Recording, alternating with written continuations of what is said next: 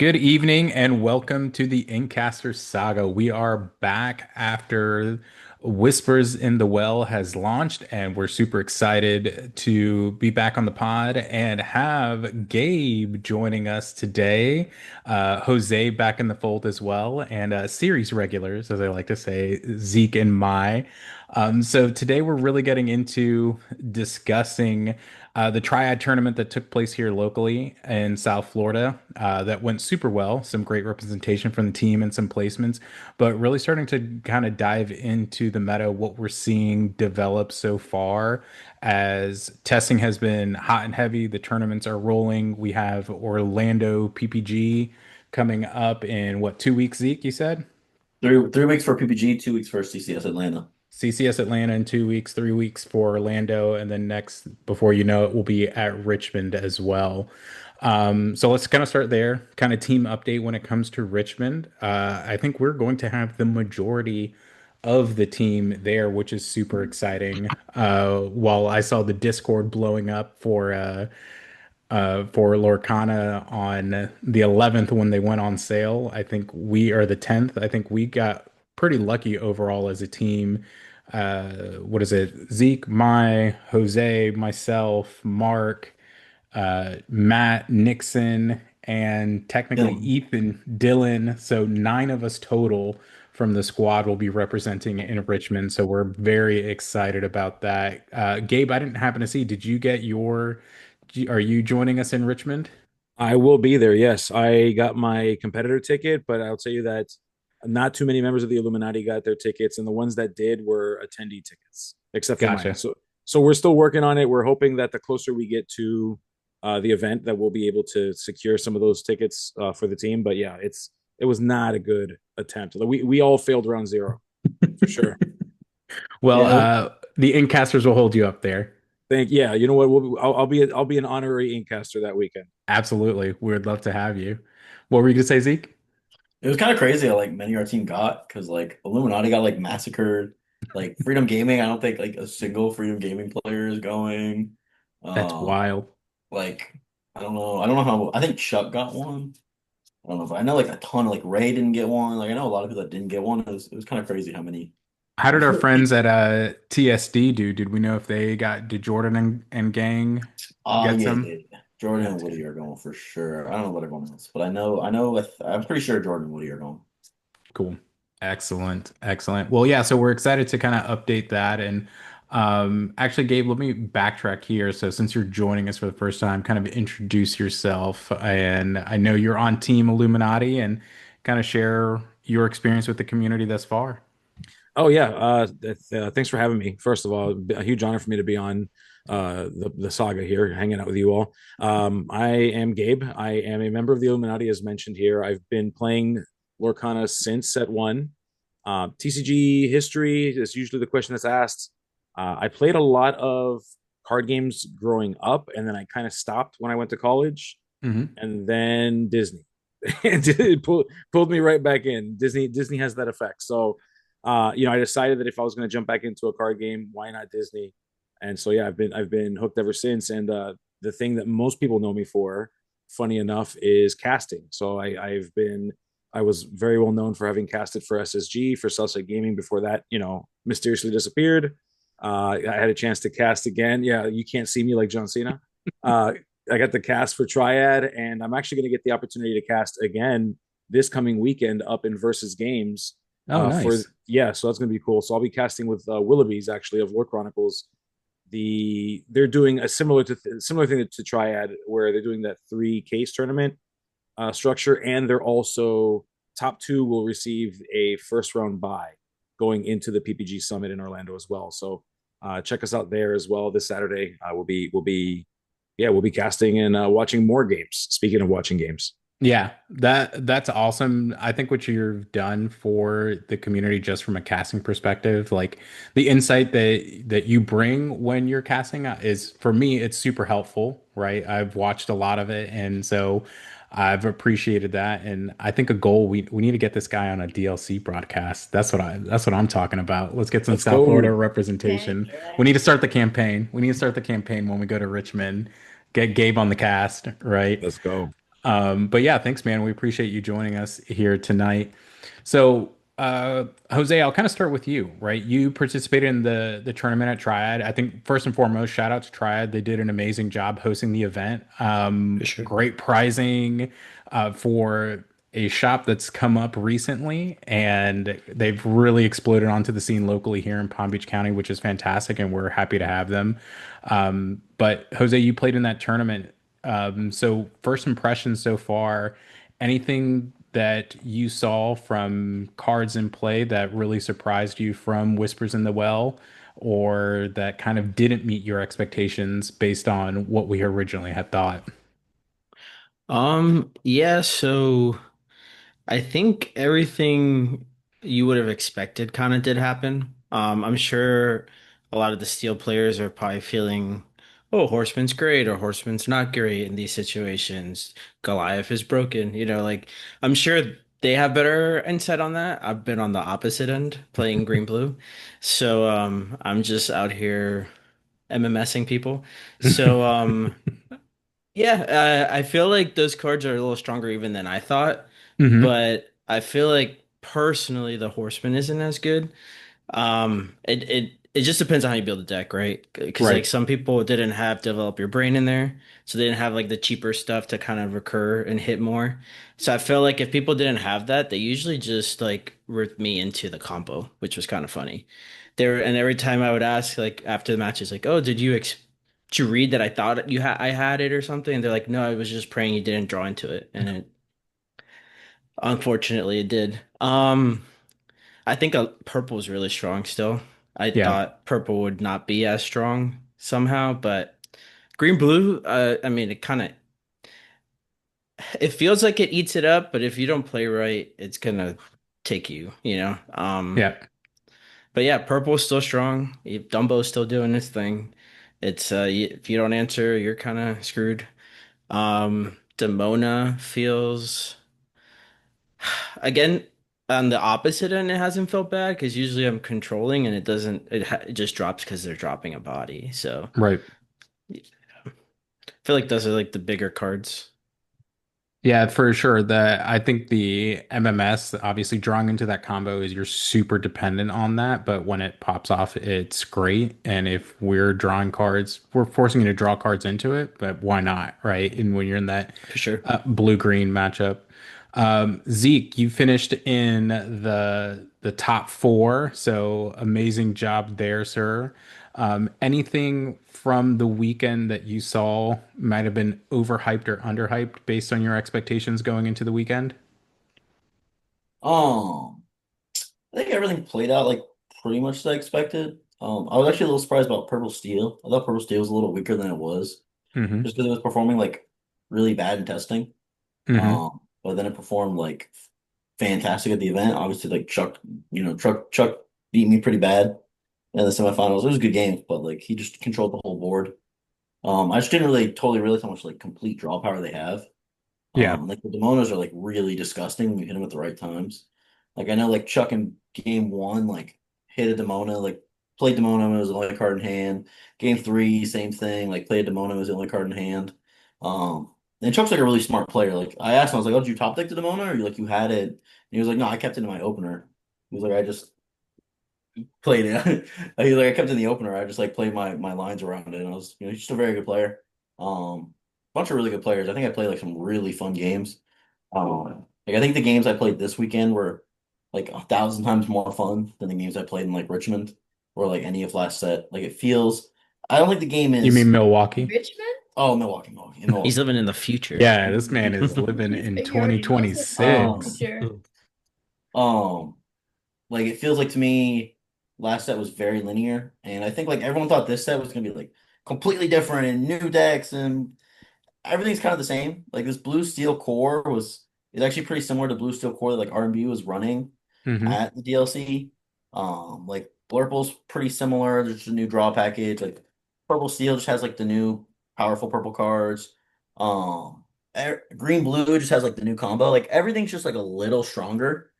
Yeah, Um, there was definitely a power creep, but I mean, and this is open to anyone. So like outsider looking in and watching the cast, right?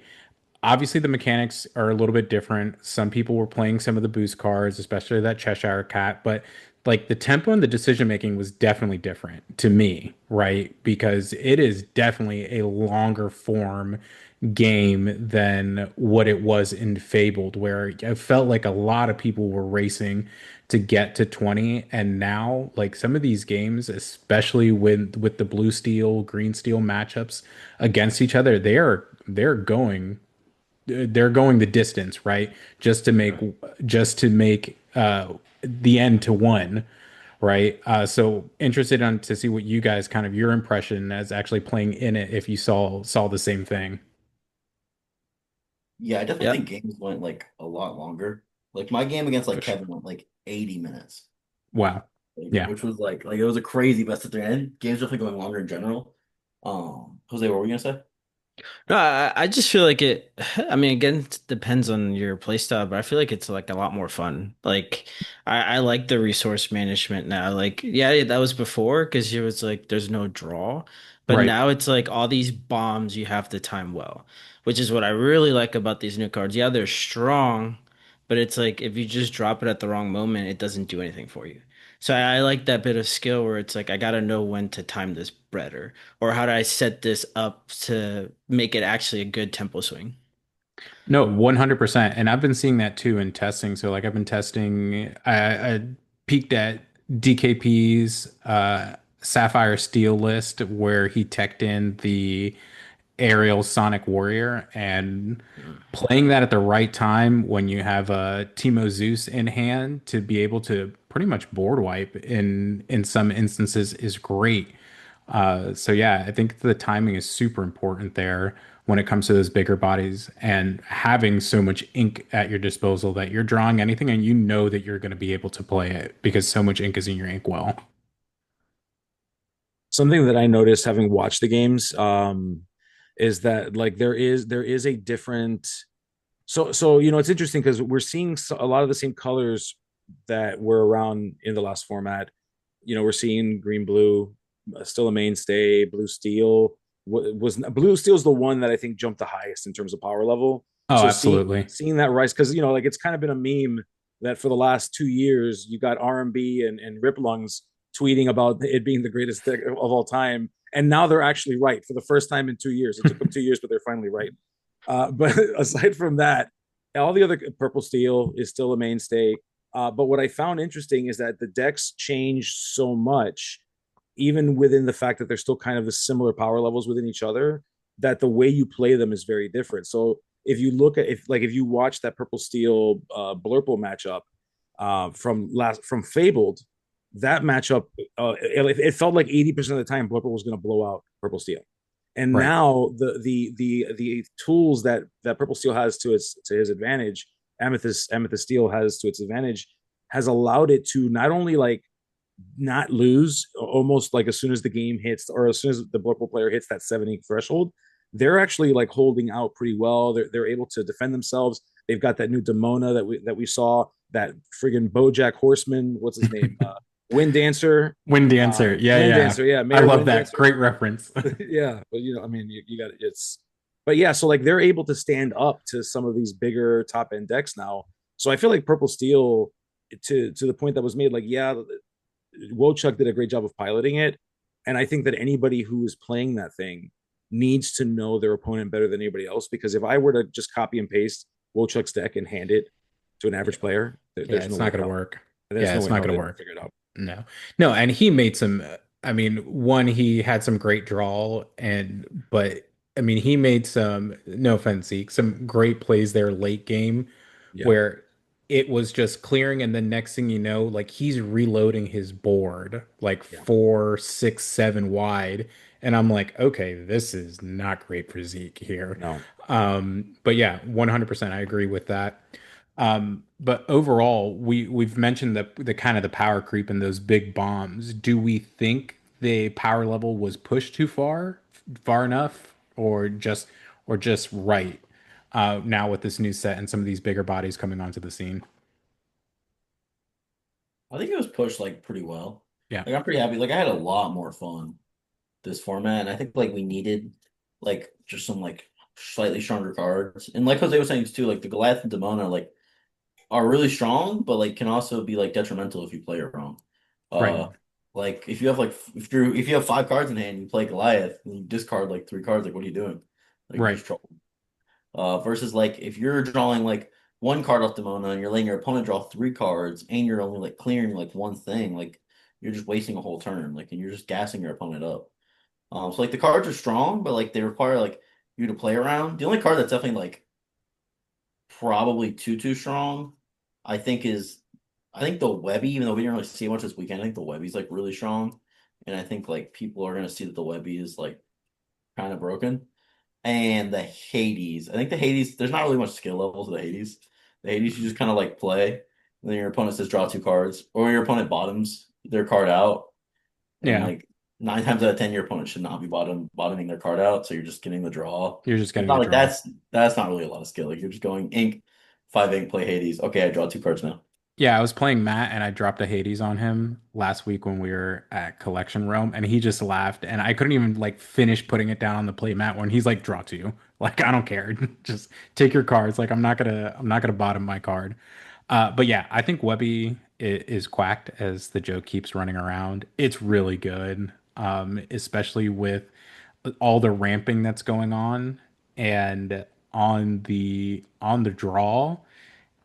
And if you can shift her on two and you're constantly keeping up with them on the cards in your inkwell, the only negative that I've seen with it is obviously since you don't know what's going in there, you don't know what pieces to your combo that you potentially are missing because you've thrown them into your inkwell unknowing, right? I think that's the biggest downside to her, but it keeps you alive in a ton of situations. Like I'm personally playing it in a green steel deck that works pretty well, but I don't Yep. think it's going to have enough legs right now, but it's still a lot of fun to play and she's a super good card. She is. I think the difficulty with her is that this format feels like you're being punished for shifting even more than ever Yes. before. Like there's so many single removal bombs, and like if you go up against blue steel, you spend turn one playing baby Webby, turn two playing little Webby. They're getting to Cindy. Your opponent's getting to Cindy on that following turn, and sure, fine, you tap her, and then you gain an ink exerted, but now they're already dropping, whatever 6 drop. If it's a green, then it's John Silver. If it's or they're pushing into the 7 cost cards at that point, and they're already dropping things like Hades themselves. It's just she And might be too slow, yeah, but I think so like I think it depends what shell you put her in. right. But yeah, And and not only that, but like you think about like combos, and generally speaking, like the MMS Prince Philip combo is it's kind of card intensive. You have to find the pieces, but you've got time to find those pieces. mhm, I need Webby 1 on 1, and I need Webby 4 on 2. right, I need them 100%. both. And if not, you're kind of hosed. Yeah, You're kind of hosed. You have a few outs, but it's going to be a hard road to get there. But no, agree 100%. Like in testing blue steel, being able to develop on one, TPO on two, and I've drawn into a one jump, right? Sing one jump with TPO, still play Cindy on three. Like I'm at 7 ink before you know it, and it's disgusting. And you're from there, you're just you're dropping those haymakers, which feels really good. No, for sure. If people don't like build for early game, she's just gonna punish it. Yep. Like it's only a 2/4, so like theoretically, I mean you can drop 2 hooks and just yeah, it feels probably bad, but you also just took off something they shifted on, right? Right. Or blue green can just play Baymax shift again. Her saving grace with all the ramping is that she does have ward and she can't be Zeused out of there. Yeah. That's I think her saving grace there. But let me ask you, your weekend, how did you see and what did you experience as far as the your card interactions, your games, anything that surprised you from the weekend? I mean, nothing really surprised me. I didn't play as well as I thought I was going to play, but I did play a lot of rounds. What I did notice is that it's crazy just how much ink everyone is getting. Like towards the end, it's just like, oh, I can play. two 7 jobs and I can play also this character and I can still ink and play something else next turn. Like it was so crazy, like just how much like you're able to see like with spooky side, Cindy, just how much ink you're getting out of almost every single game. And with like overstrength characters, I think Steel got a really good one with Vincenzo. I mean, 7 drop Inkable, free Hmm. quester, 2/8 does free damage to a character on board. Like that like you'd have to see like a crazy out like you Wacom or you'd have to run multiple characters into him in order to get rid of him. Like it's just a good character card to have No, in when especially.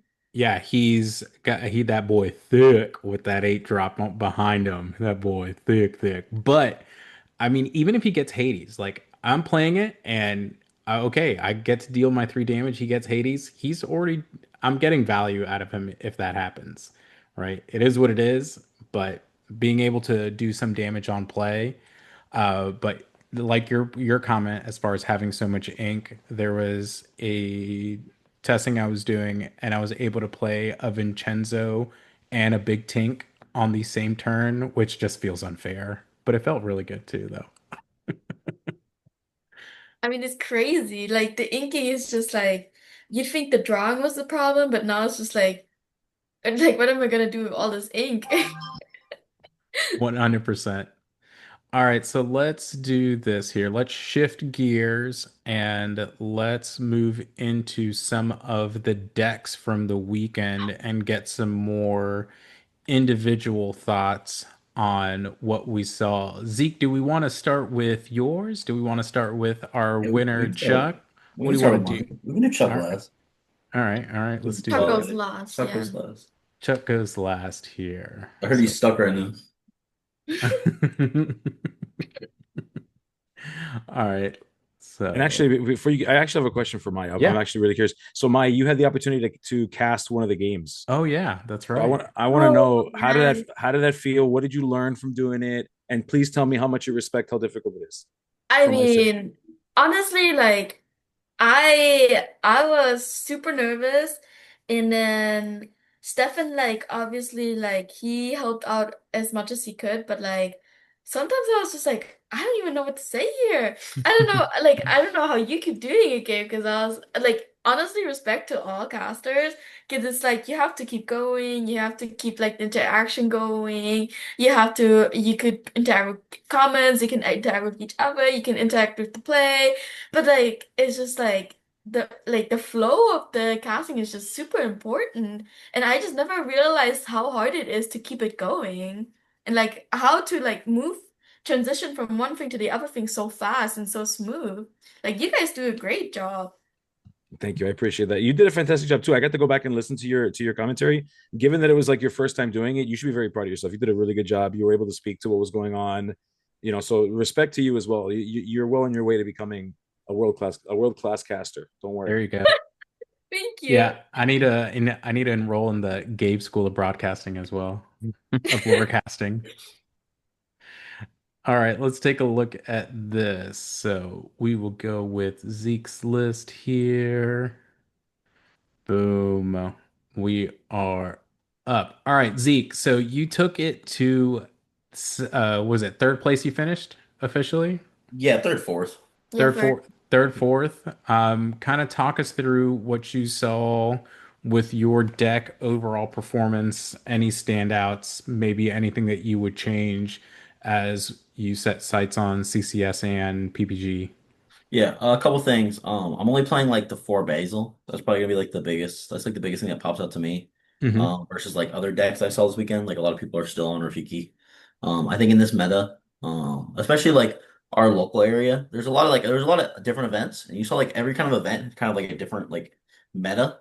Like our meta had like no blurple. There was only one other blurple in the room. There was like very little aggro. There was like two aggro players. Like it was like all green blue and like all blue steel, it felt like. So like having cards like Rafiki are like useless in that matchup, especially because I want to be hitting like big characters and like big bombs. because they're gonna be hitting me with a lot of big bombs, and I have to be able to trade. And if I'm getting into like a top deck war with like blue steel, and I'm top decking Rafikis, and they're top decking Tinkerbells and Vincenzos, like I'm just gonna lose that game. So I cut the Rafikis to make room for like more top end. The Monstros were a last minute call.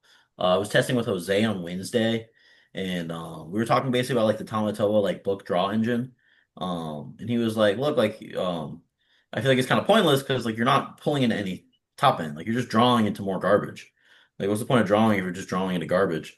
And so I kind of like looked and I was like, "Yeah, you're right. Like I need like a big 8 drop. Like, why is Monstro not on this deck? Why is Big Elsa not on this deck?" So we put the Monstros in, and that card performed like incredible for me this weekend. Like that was a really strong card. That won me like a lot of games. Cards I would cut, like Magical Maneuvers, that card sucks, dude. That card is so bad. I don't know why. Freddie told me that Freddie's like, bro, this card's so good, bro. This card's crazy. Put Magical Maneuvers in, I don't dude. know why you listen to Car's Freddie. awesome. Dude, that guy's an idiot. I don't know why I was listening, bro. That's crazy. I texted him. I was like, "Were you the one who told me to put magic maneuvers in?" He's like, "Yeah, dude, it's good, right?" I'm like, "No, bro, that It's a sucks, total brick in your hand. It's dude. I straight never into the drove it inkwell every once. At single least I could time. ink it. Dude, I ended the Yeah. inkwell every time. I didn't play the card once. The card was useless all day. Um, as well as I would go to four Hades. That card feels like absolutely broken. Um, Demona's like really weird.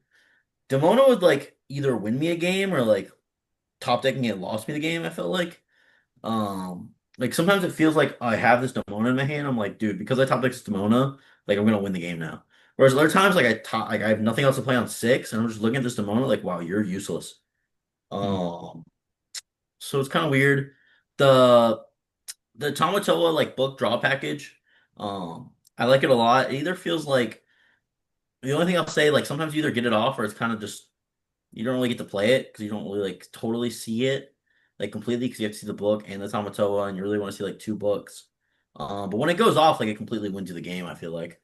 Did you ever Like get caught? Did you ever get caught in a situation where you were drawing too much and a Goliath came out and you had to start dumping cards? Did you no, find because yourself in that situation? the thing is once the draw engine's like online, we have so much I have so much like just like I just call it like point and click. Hmm. Like I play like League, so I just call it like point and click CC, where like I have like Hades, I just like play it, boom, gone. Sudden Scare, boom, gone. Exert it with Elsa, sing into the unknown. So I have a lot of stuff that I just kind of like boom, kill.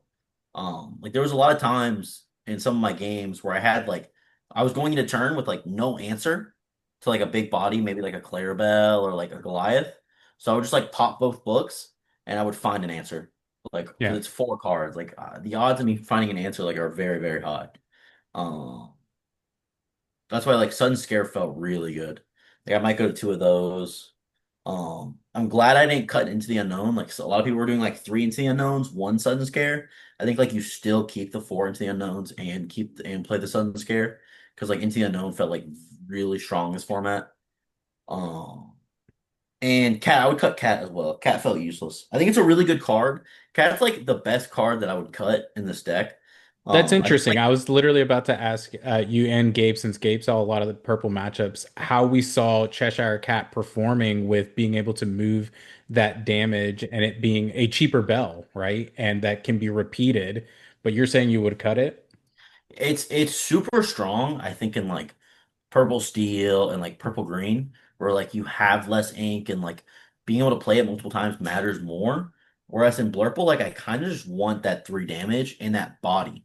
That 4/4, that the fact that it's a 4/4 quester feels really strong in a deck where I don't have very many 2 questers. Like I have Genie, yes, and then I have Hades. We have Tamatoa and Demona now, but like I'm not like Demona, I'm kind of swinging, challenging more with. Tamatoa gets outed a lot as soon as you play it as well. So Hmm. having like a 4/4 quester that's like is like a presence on board, whereas the cat's like 3/4 1 quest. It's not like showing up on board as much. It's not as much of a threat.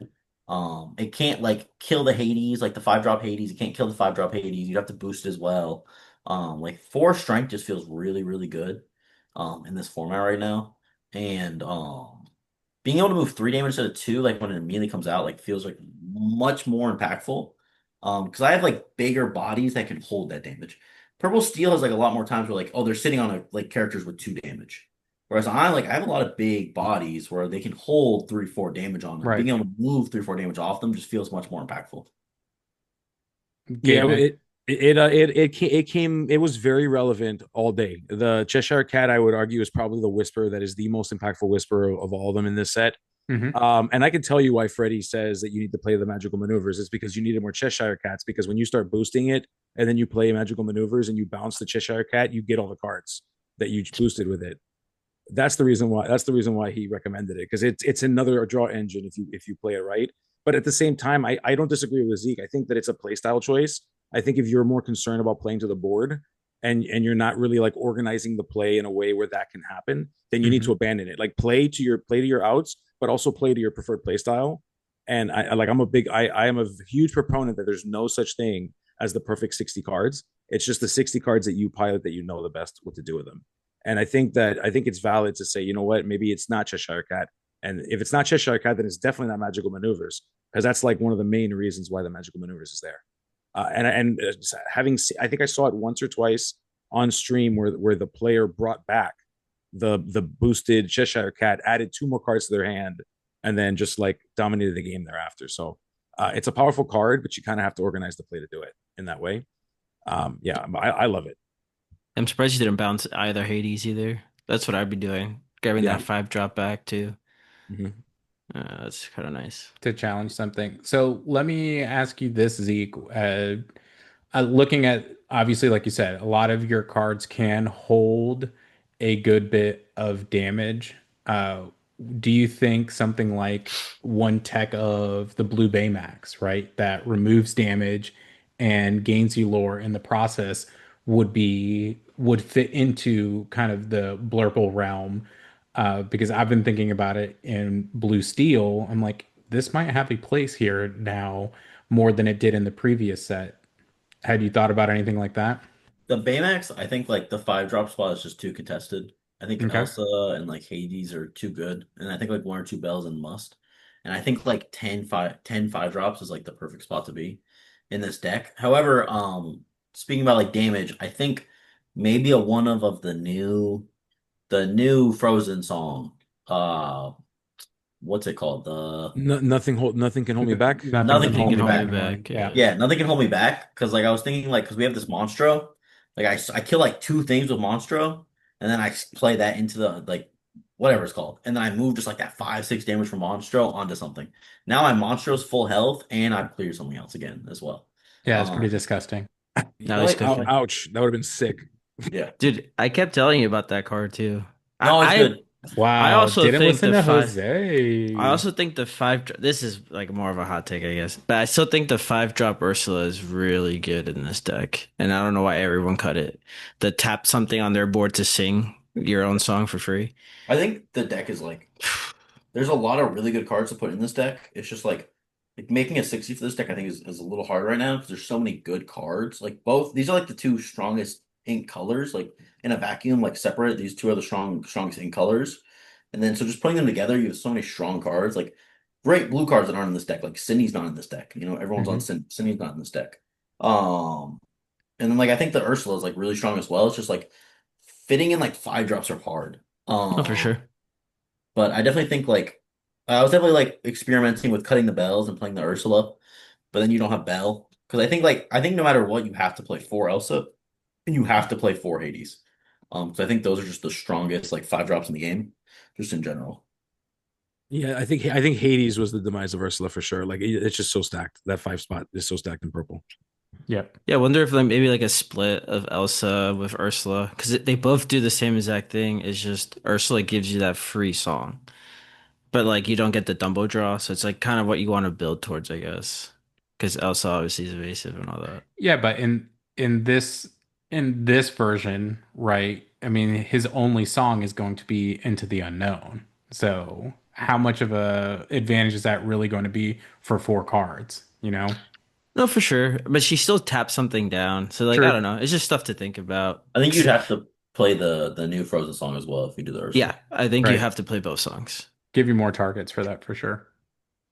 Cool. Well, Zeke, as always, man, congratulations. We are continue to be proud of your ascension amongst the ranks in the super competitive South Florida community. And did we make a decision on the poll that you did that you placed in our Discord? Are you prepared to announce what you're Oh going no, to no, no, no, do? no. We're just gonna Not yet? stay. No, Okay. no, we're not gonna switch the name. We're not gonna switch the Oh, name. okay. All right. All right.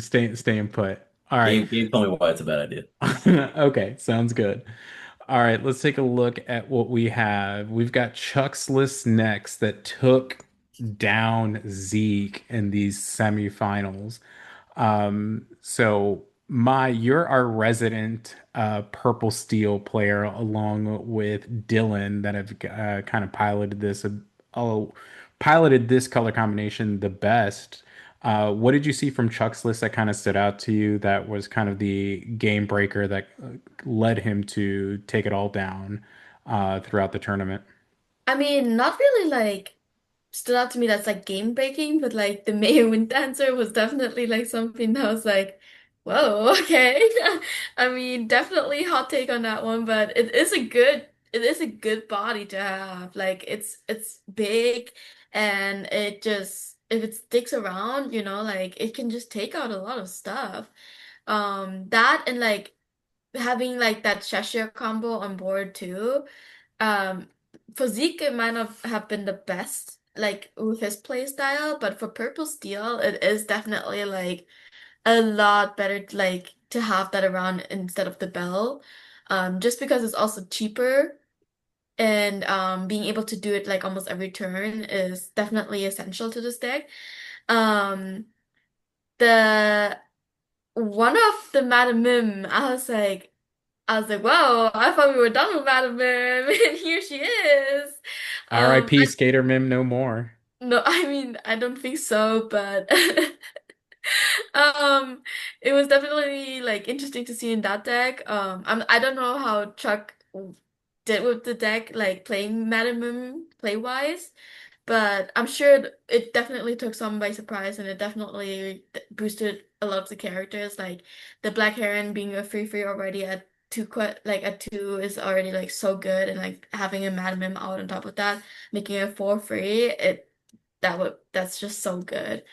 Um, the lack of Zeus too definitely surprised me too, because I thought we were gonna put that back into the purple steel list, but obviously we didn't need it. Yeah, I think that I, news is just like such a bait. Yeah, I can like tell you, I can tell you why, by the way. I know exactly why it's not in the list. Tell me. Blue steel. It messes up the headless horseman combo. It makes the headless horseman less effective. So, oh yeah. so you want to go less actions that way your characters survive longer on board. Yeah, so he's only at that point there's only four targets for Headless Horseman versus eight if you put in Thunderbolts. And Right. you're not really Zeusing much. Like Yeah. Correct. It's an okay yeah. card. It's not the best card in your deck for sure. Like if you had to rank the 60 cards in this deck, I feel like Thunderbolt is like in the low half of that deck. It's like it's in the low half, like maybe in the 40s or 50th best card in your deck. How Yeah, many times it's- Agreed. how many sorry, times was Chuck on stream, Gabe? He was on stream, I think 3 times. So he was on stream during Swiss once, and then he was on stream during top eight twice. Right. So yeah, so we got to see his deck a few times. The Madam Mim is funny. Like to Mai's point, it's weird because we all assume that Madam Mim's role is aggro. It deals with aggro. It deals with Tiana, and it's true until you look at all the new toys. Lexington with a Mim can take Oh out man, Elsa by itself. that's so Uh, good. the Wind Dancer with Mim can take out Hades by itself. Like it's like suddenly it's not just for aggro anymore. It actually deals with all the monsters in blue, and it deals with like the evasives and stuff like that. So it actually is very well positioned with Lexingtons and with the Wind Dancers and all these like higher impact characters to just like one shot Hades and one shot the characters you expect to see all the time. It's really intelligently built. Yeah, Lexington, one of the best cards that they added into Steel, in my opinion. So well statted with the alert ability. And yeah, with that Mim, you're busting that thing up to a five. It'll clear almost anything on your opponent's board. So Gabe, what watching watching Chuck 3 different times. Obviously, like you made the comment earlier, it's you can't just hand this deck to somebody and say, "Oh, this deck won, go play it," right? What did you see about Chuck's piloting of his purple steel list that kind of stood out to you that kind of gave him the edge So I for mean, the day? so I know Chuck very well. Like me and Chuck, I've known Chuck for as long as I played the game. I feel like we all know Chuck pretty well. I've sat down and I've spoken to Chuck about like his thought process, just in general. Like I've sat down with him and asked him questions. And the one thing about Chuck, like the thing that makes him as good of a player as he is the fact that he is very statistically driven. He is a poker player. That's like his first love. Hmm. If you hear his philosophy, it all comes from like the same kind of philosophies that poker players think through, and like it's all about the numbers, and he understands his outs. This is a man who so I'll tell you a story about Chuck, and it kind of sums up the way he thinks about the game. He was playing against somebody on stream at SSG, and they were playing like they were having their game, and then at some point in the middle of the game, like each of them were sitting on like 8 or 9 ink. They were halfway through the game. Okay, Chuck goes, okay, how many cards are in your deck? Because he was looking to deck the opponent out with a whole new world. He goes, how many cards are in your deck? And he goes, wait, don't answer yet. The number is 15. And guess what? There's 15 cards left. The man is counting cards. Like that is how in tune he is with what's going on in the game. That he is constantly counting how many cards you've drawn, how many cards you've inked, what has gone in your discard pile, and he knows how many cards are left in your deck. So what he knows how many spooky sites he's seen. He knows how many he's likely to see. He knows if he knows where his outs are. He knows how likely he is to see another one. He's holding cards back. He's treating spooky site like be prepared. So he will give you just enough that spooky site needs to be played, but not enough for him to get blown out. And then when you drop what is your maybe your potentially your second spooky site, or you've got one down and there's so many cards still left in your deck, he will then swarm you like that. It's the man's brain works in different ways, and just talking to him, you start to pick that up. It's really interesting. So like Chuck is a player that is just yards above anybody else that I've seen play this game. No offense to Yeah, anybody here, but just he's not thinking just linear, right? correct. Yeah, Which that's a great tip for anyone wanting to get better at the game because that I mean that's things that I've realized in my own gameplay that I need to continue to start thinking 2 to 3 moves ahead, not only just for my board, but for my opponent's board, recognizing where they're at on ink. I'm like, okay, if this can come out, I'm subjecting myself to there's a Hades coming next turn, yeah, or there's something else coming that I'm not going to get any value out of this. Maybe we throw something else out as bait and see what happens because this is going to be more valuable holding it a little bit longer. yeah. So yeah, that's great insight to how Chuck plays and a good tip for all of us to kind of keep thinking that way. Maybe not necessarily counting cards. I don't know if I've got the big brain for that just yet, but but Jose, anything that you saw of Chuck's list that kind of stood out to you?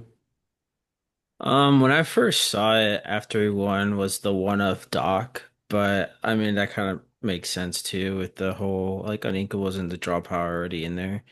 I mean there could be other reasons, I'm not sure, but that and then not that I mean a lot of purple steel players were playing it, but no Goliath either, so I don't know if that was just like heads up on him or if it's just he didn't feel like playing them or couldn't get them or whatever.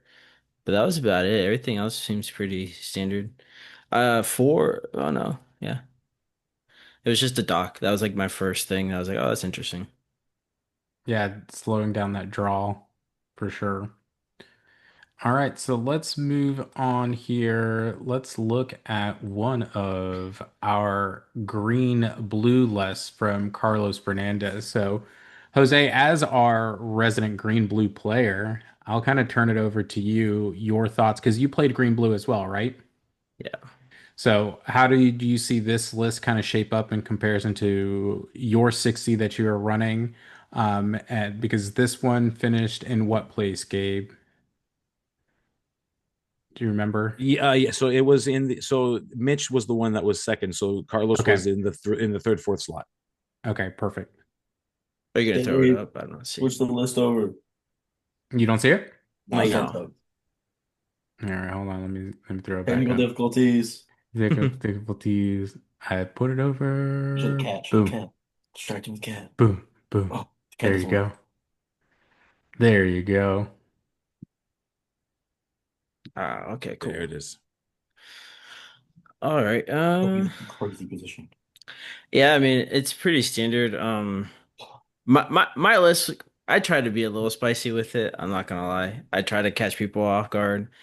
After Guildhall, because the night before, 2 nights before, Zeke, mine, and I played at Guildhall, or Gabe too, right? We were playing at Guildhall, and I was like, oh, okay, a lot of people are OG. green blue, so I'm like, I'm gonna tech for the mirror. I just didn't care, so um, I cut Cindy entirely from my list. It felt a lot better with the less inks. The only thing that was like, if they play it against me, it could punish me, or if they play multiple, it could.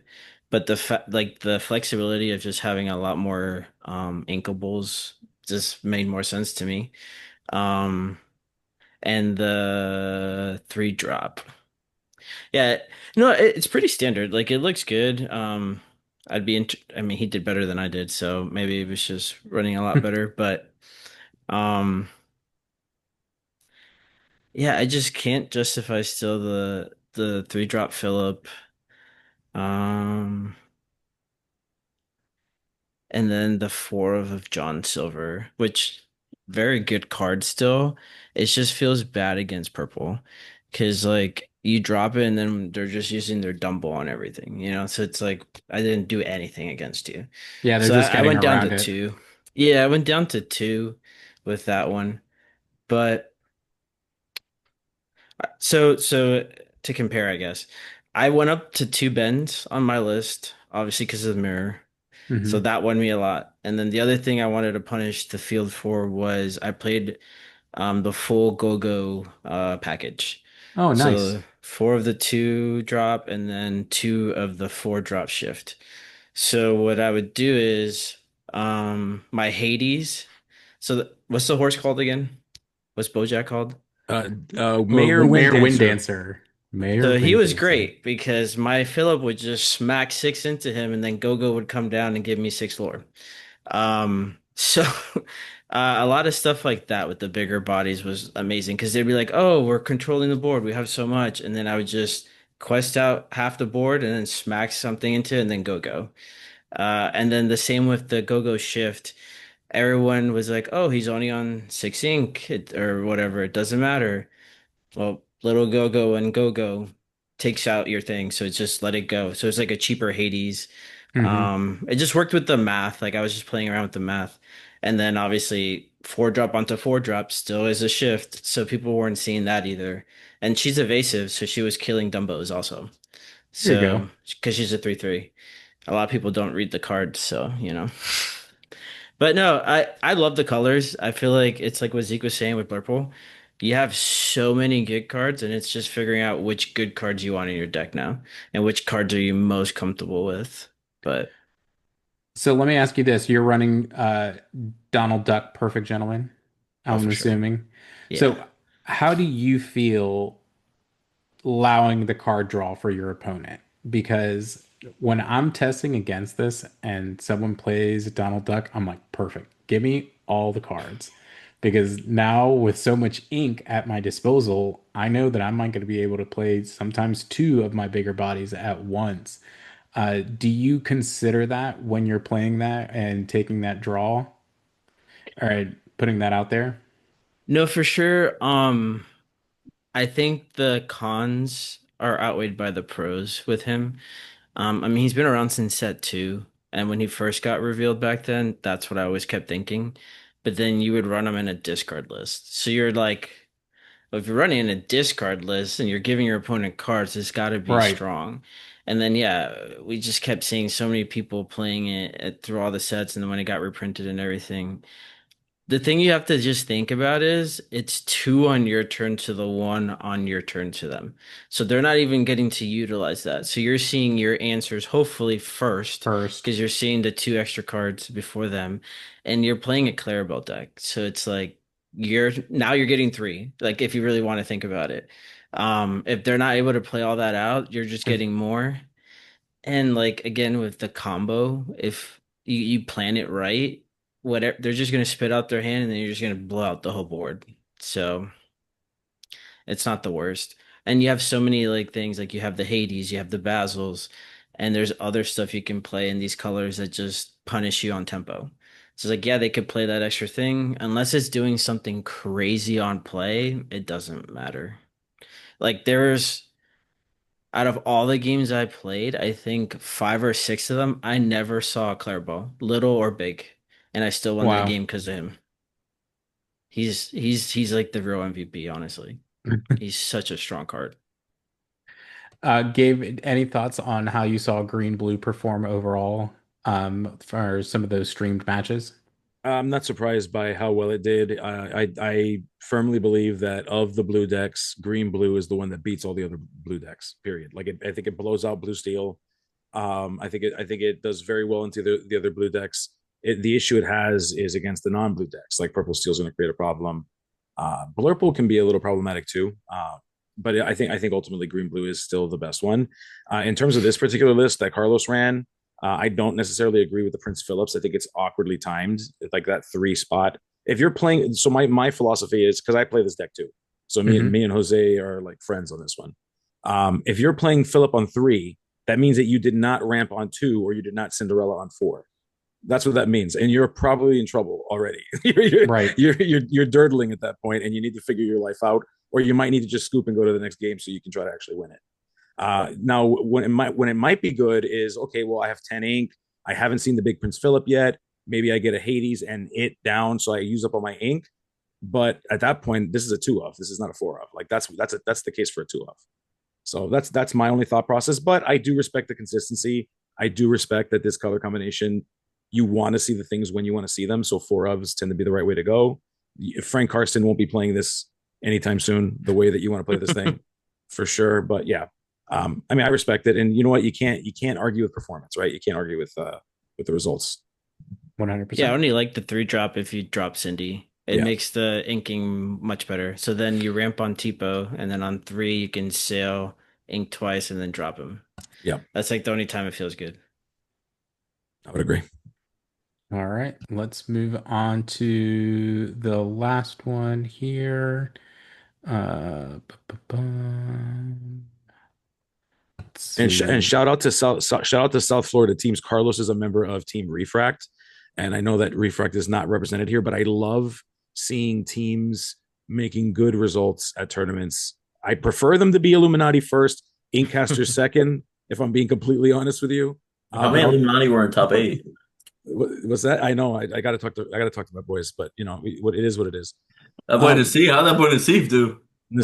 Nasif walked out of there with his head down. That's all right. We love him though. He's all right. You He know, walked out there with his head down and sunglasses and on. sunglasses. The Yeah, to sunglasses on. Oh, Sunglasses that's tough. on. to be fair, he was on a yacht the night before, and you know what? I'm fine with that. You know what? If you got to lose Yeah. a tournament, that's fine.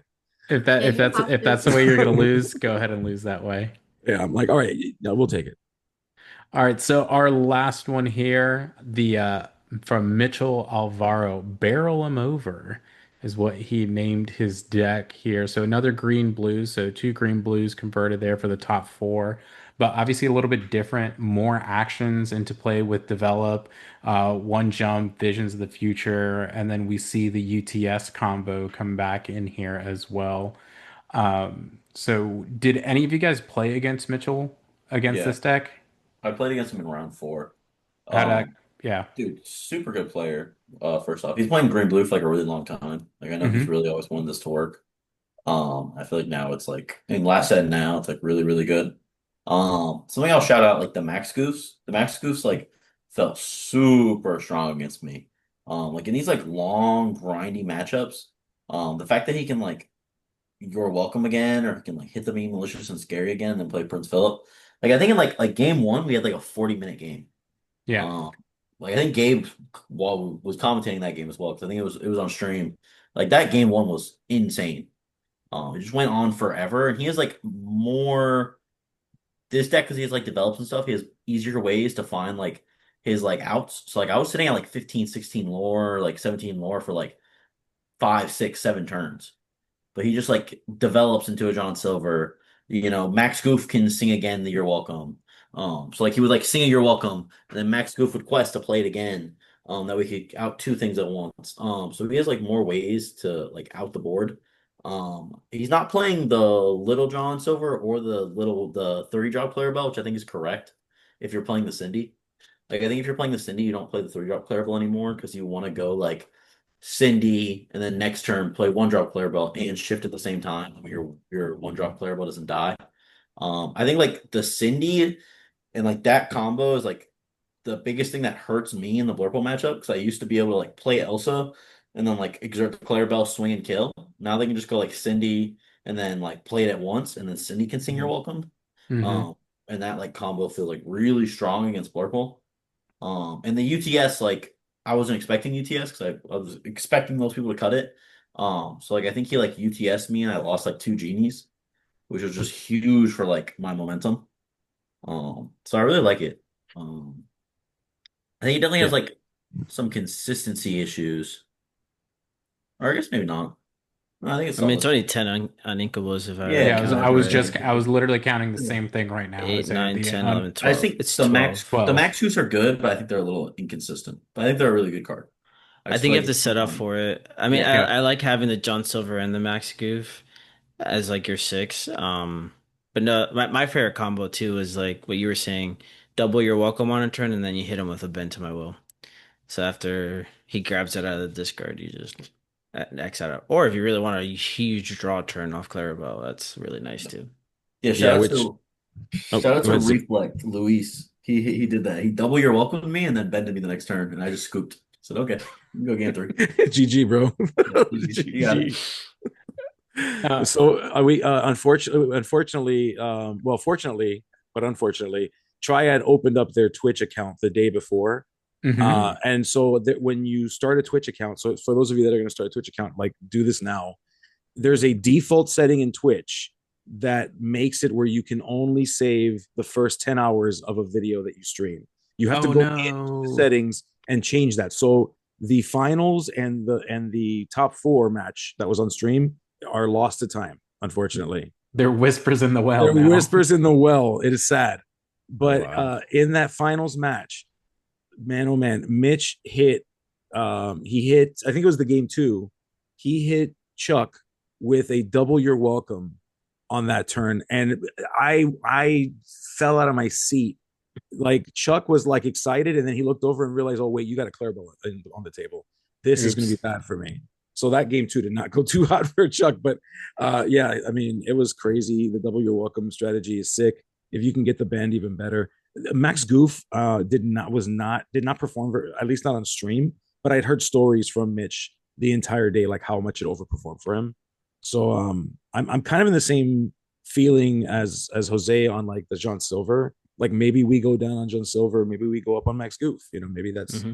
maybe that's where you cut some of that into to get that Max Goof because being able to get that multiple your welcomes or hey, let me go ahead and dig that malicious because I got that Prince Philip baby. Let's go. You know, Yeah, figure for that me it out. was like a tech against green steel because I wasn't sure if that was gonna happen or any Ursula deck, so green purple. I was like, if fine, discard it right away, and then Max Goose just grabs it out.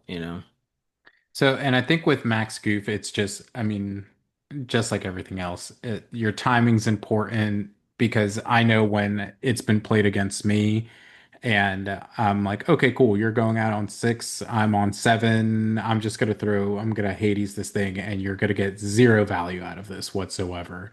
Obviously situational, but if it can pop off, it works really well. I will say out of the green blue matchups that I've played so far, that Basil can be very annoying. It is such a nuisance once you're getting late into the game and you're just getting your one card discarded and I'm like, okay, well, this is fun.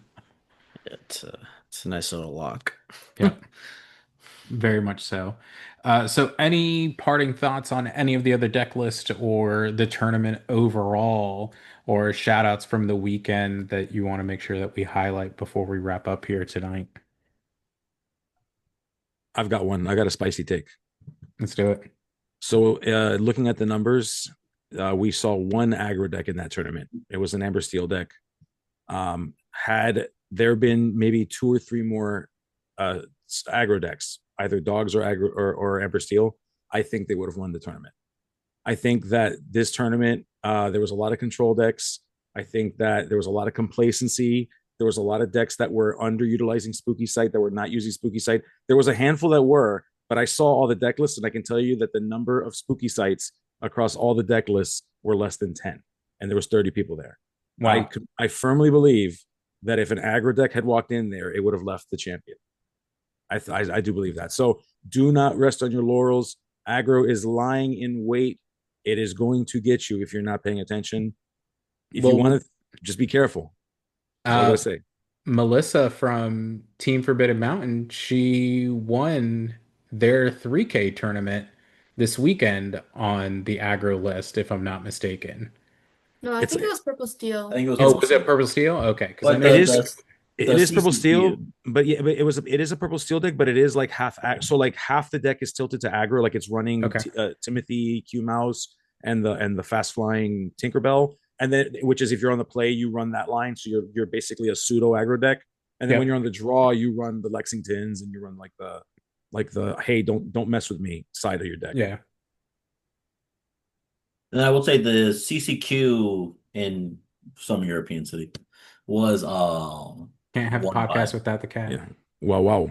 was won by dogs. Le wow Wow. wow in Eh, wow, French. wow. Eh, wow, Le wow wow. wow. Le wow, wow. Wow. Yeah, Spooky Sight was really strong. I'm surprised how many people didn't want it. Yeah. Yeah. It, So wa- just it be careful. So, like Gabe said, aggro lying in wait. I know Matt said he's building Mitz the Amber Steel aggro, so I don't know. Maybe she'll start wiping us as a team here soon.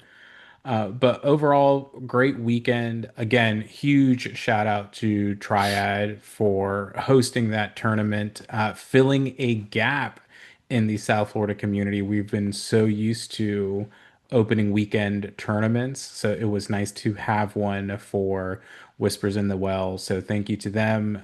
Gabe, thank you for joining us and your amazing casting for the event and your insights tonight, along with my fellow InkCasters. I'm super excited to continue this set, especially as we head towards some of the bigger tournaments and DLC Richmond and seeing how everything is going to continue to shape out. So, thanks everyone for joining us. Make sure that you follow us on the socials, and we will be back soon. Peace out.